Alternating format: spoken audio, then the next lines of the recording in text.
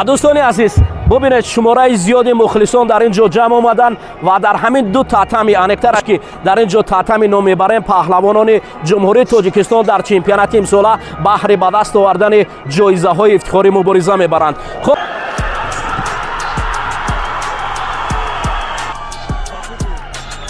چند تحولاتی که در چمپیونات امسال بود، دو سوپروایزر یا داور درجه بین المللی از کشورهای همسایه دعوت گردیدند برای عدالتانه و شفافانه برگزاری این مسابقات. بله این اولین مسابقه است در تاجیکستان و تو به این درجه برگزار گشته. این به فکر من خیلی پیشروی خوب. いい環境を与えることによって選手がそれぞれ頑張る。 بله حال ما وقت داریم تا اولیمپیاده و باوری داریم که اگر همه خیلی محیطی نقش ساختن گیرد میتواند ورزشکارای ما به اولیمپیاده برآید.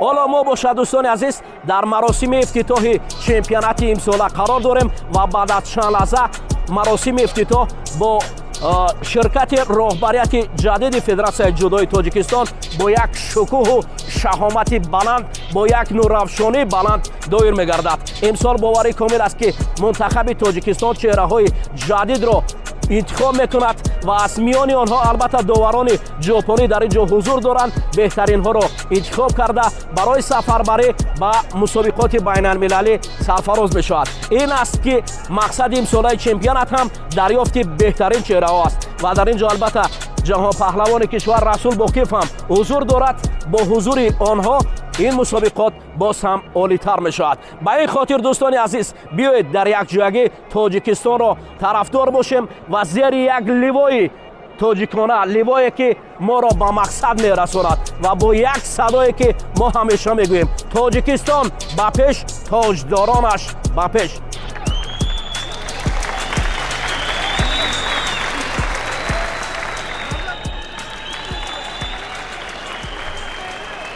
تاجیکستان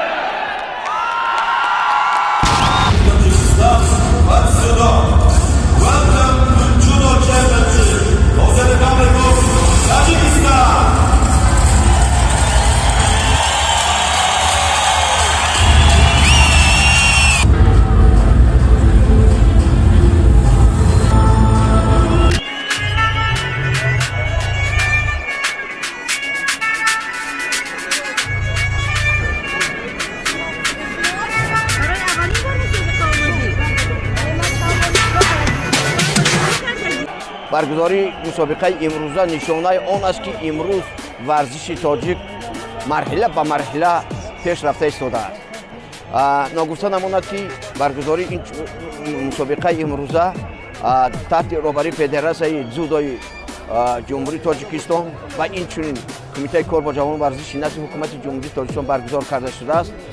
در این مسابقه از تمام گوشه و کنار جمهوریمان پهلوان‌های بهترین شرکت ورزیدند. چمپیونات جمهوری تاجیکستان با جودو برگزار شده است. در چورابینی نوروزه زیاده از 250 ورزشگر اشتراک دارند و 6 تا بانو اشتراک میکنند در دو وزن. مسابقه از روی قاعده‌های بین‌المللی فدراسیون جودو گذرانده میشود. هدف از گذراندن چورابینی معین نمودن تیم منتخب جمهوری تاجیکستان عاید به جودو و سفربر نمودن ورزشگران زیرین با مسابقات بین المللی.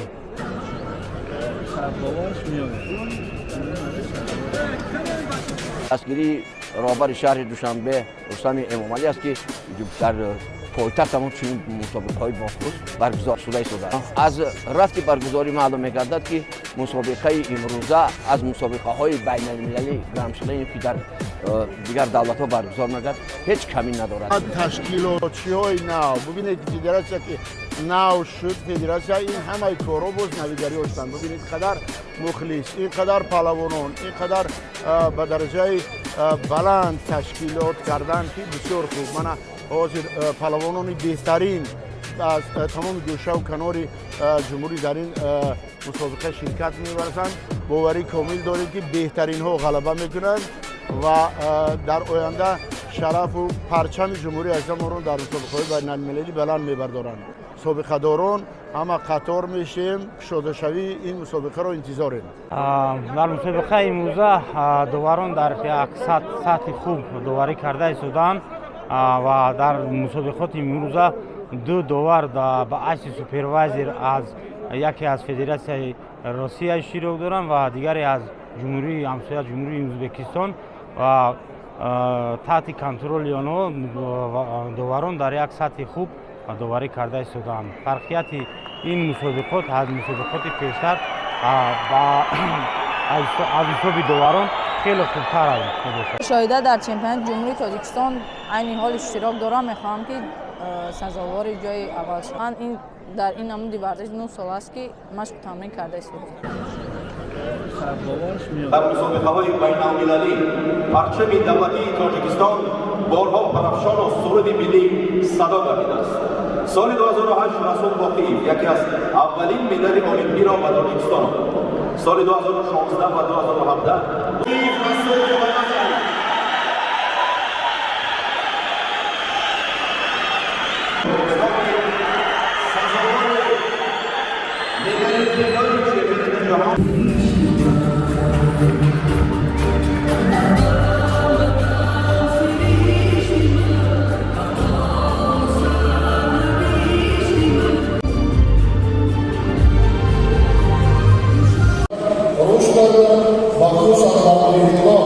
раиси шаҳри Душанбе боиси роҳбарандии тамоми варзишгарони мамлакат ва мо масъулини соҳаи тарбияи ҷисмонӣ ва варзиш кардем.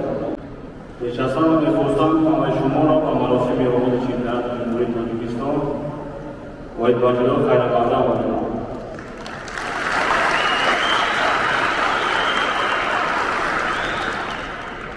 дар таърихи башарӣ мусобиқа воҳид баҷудо боли аввал соли 1964 дар бозиҳои тобистонаи олимпии Токио ҷоӣ гашт ва баъдан дар барномаи ҳамаи бозиҳо ворид карда шуд. Президенти ҷумҳурии Тоҷикистон пешвои муаззами миллат муҳтарам Эмомалӣ Раҳмон аз рӯзҳои аввали соҳиб истиқлолӣ дар баробари дигар соҳаҳо ба хотири рушди варзиш дар мамлакат як қатор тадбирҳоро амалӣ карданд ки барои ривоҷу равнақи намудҳои гуногуни варзиш ва ба оя расидани варзишгарони асил заминаи мусоид фароҳам карданд. яке аз чунин иқдомҳои бузург ин таъсиси ҷоми президенти Тоҷикистон воҳид баҷудо мебошад ки аз соли 2013 инҷониб ҳамасола баргузор мегардад. Федератсияи ҷудои ҷумҳурии Тоҷикистон аз соли 2004 фаъолияти худ оғоз бахшидааст. яке аз аъзои фаъоли Федератсияи байналмилалии ҷудо ба иттиҳоди осиёвии ҷудо ба ҳисоб меравад.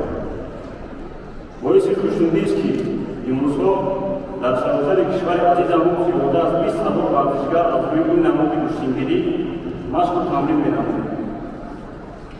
маълум ба зикр аст ки маҳз дар давраи соҳиб истиқлолии кишвар варзишгарони тоҷик дар ин риштаи варзиш аввалин роҳхати бозиҳои олимпӣ, аввалин медали бозиҳои осиё ва аввалин медали олимпиро ба даст оварданд ки барои ҳар як шаҳрванди кишварамон ҳояи ифтихор аст.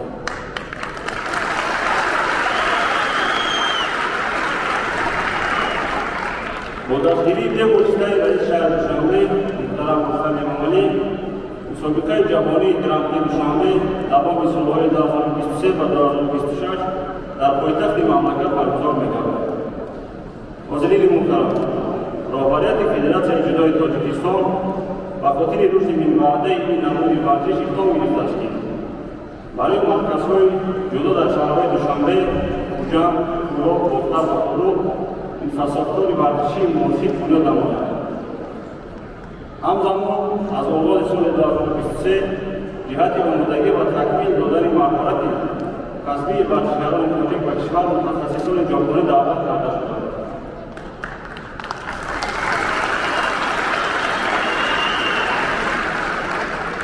онҳо аъзои дастаи мунтахаби кишварамонро тибқи меъёрҳои ҷавобгӯи сатҳи байналмилалӣ ва бозиҳои олимпии Париж 2024 ва Лос Анҷелес 2028 омода менамоянд.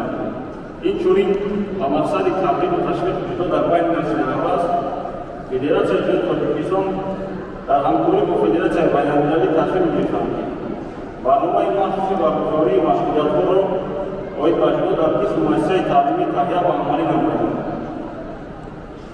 ورزشکاران و مربیان گرامی، مسابقات امروزه در برابر معین نمودن بهترین پهلوانان، اینچنین به رشد صنعت کشتی و فلسفه کوچ‌نویسی ورزشکاران خدمت می‌نماید. اینچنین ما به متخصصان ما امکان می‌دهد که آمادگی جسمانی و سطح کسب ورزشکاران امیدبخش را که وطن عزیز آنها در عرصه جهانی معرفی بسازند ارزیابی نمایند. امیدوارم که مسابقه امروزه در سطح بلند تشکیلی برگزار گردیده و تبلیغ و تشکیل طرز حیات سالم و تقدیم نفوذ ورزش کشور در عرصه بین‌المللی مساعدت می‌کند. در فرجام سخن با اطمینان کامل اظهار می‌دارم که ورزشکاران مملکت جهت تطبیق مستمر سیاست خردمندانه پیشروی معظم ملت در سمت رشد ورزش با عزم و اراده قوی زحمت کشیده تاجیکستان عزیزمان را در عرصه بین‌المللی با طبع شایسته معرفی کرده پرچم ملی را پرافشان می‌نماید.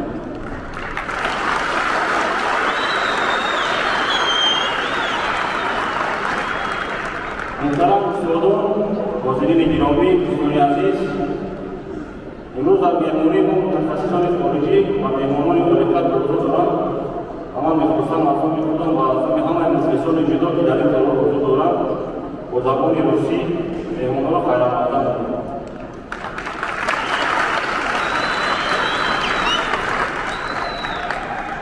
Дамы и господа, дорогие гости, позвольте мне поприветствовать от своего имени, от имени всех любителей дзюдо Таджикистана, наших гостей в этой захватывающей дух обстановке, бескомпромиссной борьбы на татами. Сегодня наши дзюдоисты показывают свое мастерство не только внутри страны, но добиваются высоких результатов на мировой спортивной арене. Федерация дзюдо Таджикистана начала работу по совершенствованию существующей системы работы наших тренеров, внедрением новых методик и централизованной подготовки сборных команд.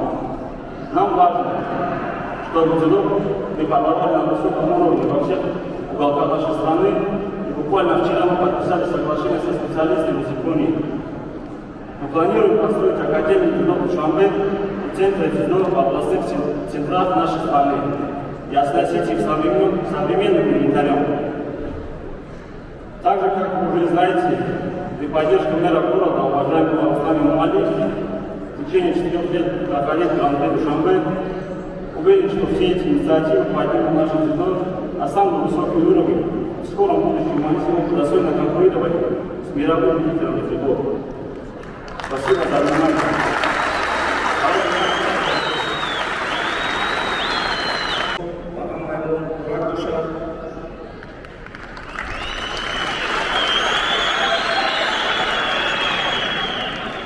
शुक्रों शुरू में साधारण दफात मुतारा जहां होगी इमामी रहमान دوستان عزیز، مهمانان گرامی، چمپیونات جمهوری تاجیکستان را باید با جدو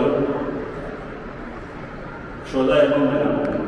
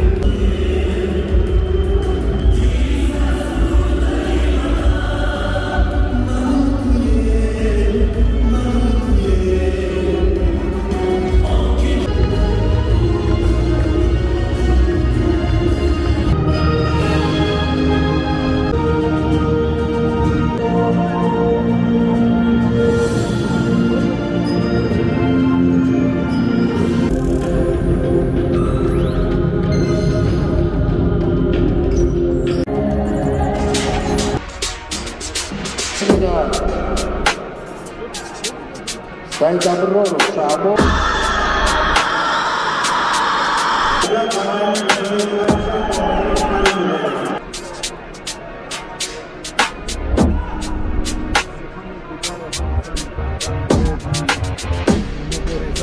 الان امکانیت دارد همون با تدریج برای زمان عکس برداری هم در کانی برد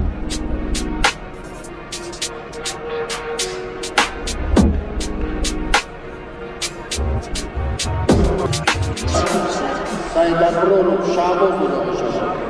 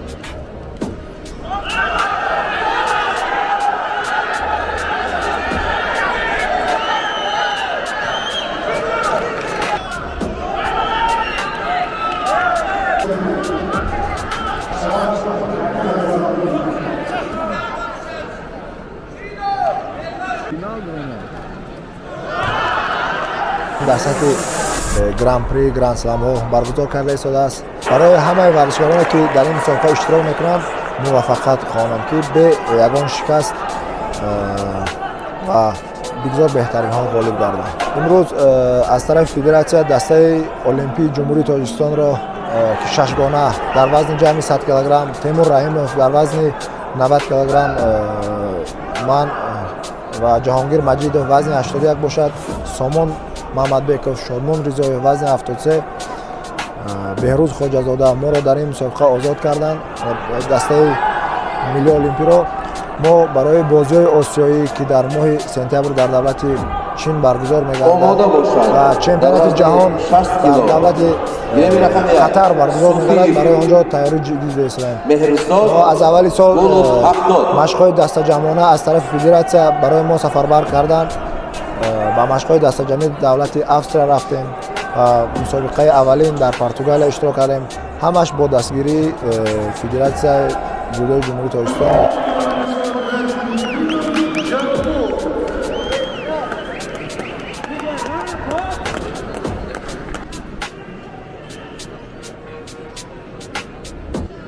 برگزاری یک چنین مسابقه در سطح با معیارهای جهانی برابر در تاجیکستان برای اولین بار است که برگزار می‌گردد.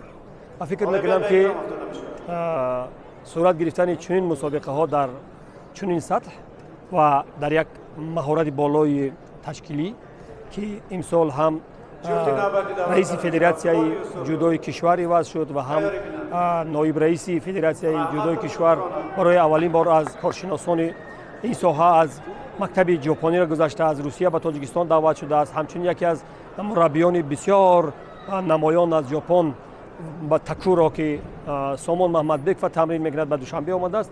فکر میکنم برای پیشرفت جودوی کشور بی تاثیر نمیماند و سطح بالای برگزاری مسابقه ها را در کشور تامین میکند و برای дар мусобиқаҳои байналмилалӣ баромад кардани паҳлавонони мо иқдоми бисёр назаррас аст. агар мо қадамҳои аввалини ҷудоро аз соли 1973 дар душанбе ҳисоб кунем, баъди 50 сол дар душанбе барои аввалин бор як мусобиқаи ҷаҳонии сатҳи байналмилалӣ баргузор мешавад ки даъвати беш аз 500 варзишгар ба Тоҷикистон дар назар аст.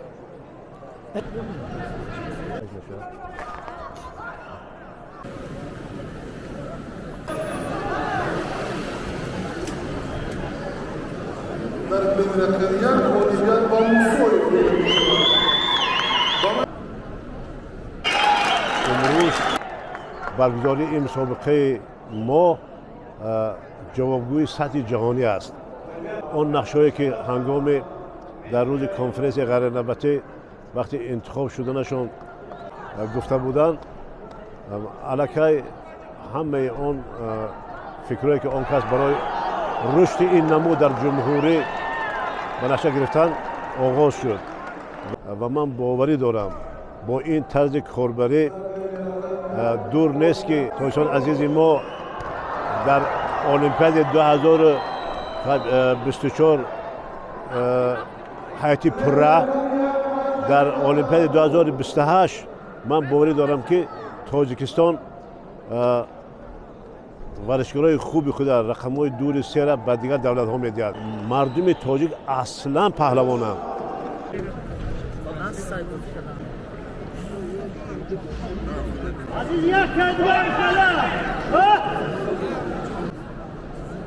با عرض سلام و ارادت خدمت همه تماشاگران عزیز، عطا عباسزاد هستم، مربی جودو که افتخار اینو دارم که در تاجیکستان در رابطه با پیشرفت تیم جودوی تاجیکستان قدم برمی‌دارم.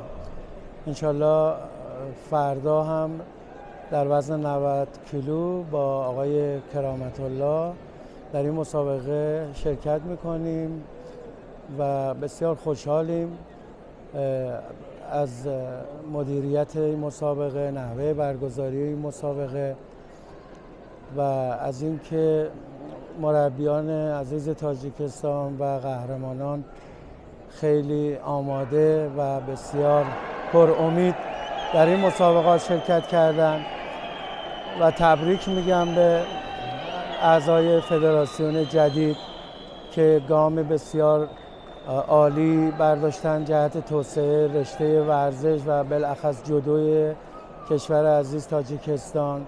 برنامه‌ریزی‌های بین‌المللی داره برگزار میشه. خسته نباشید میگیم. کشور عزیز تاجیکستان آرزوی موفقیت و پیروزی در میادین بین‌المللی رو خواهیم داشت.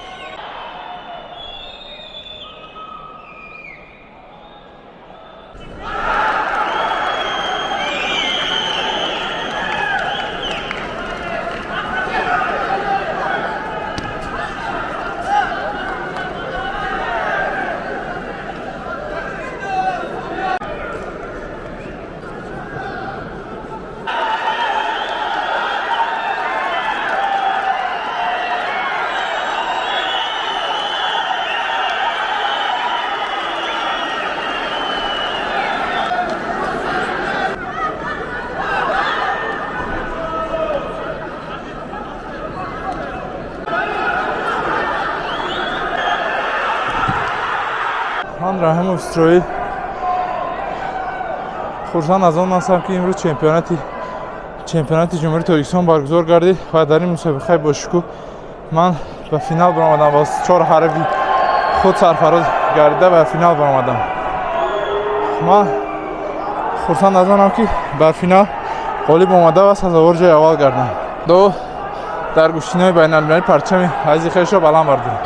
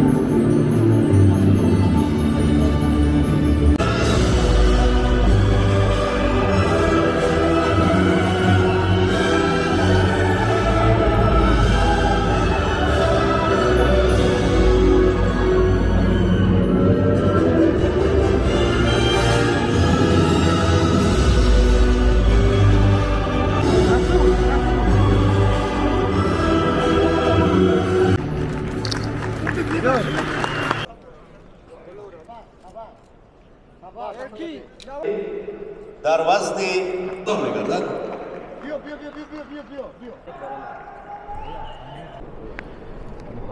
ман абдуҷалилзода муҳаммадҷон дар вазни 81 килограмм имрӯз хеле ки медонед сазовори ҷои аввал гаштам ва қаҳрамони ҷумҳурии тоҷикистон гаштам.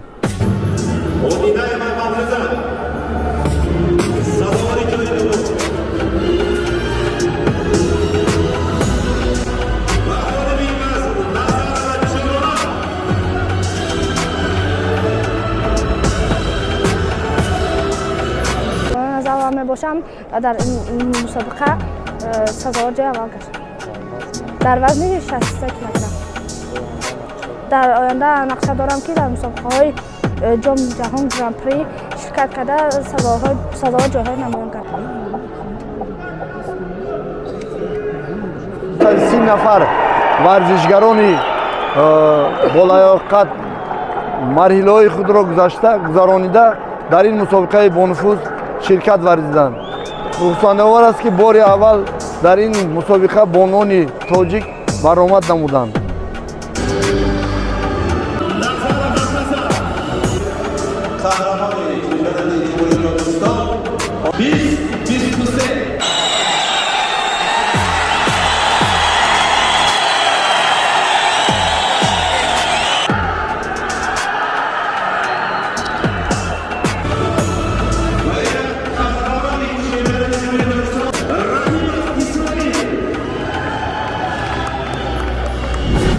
як мусобиқаи беҳтарин катишинос шудан мардуми мо мусобиқае ки дар сатҳи ба сатҳи международни ҷаҳонӣ ҷавобгӯ ҳастай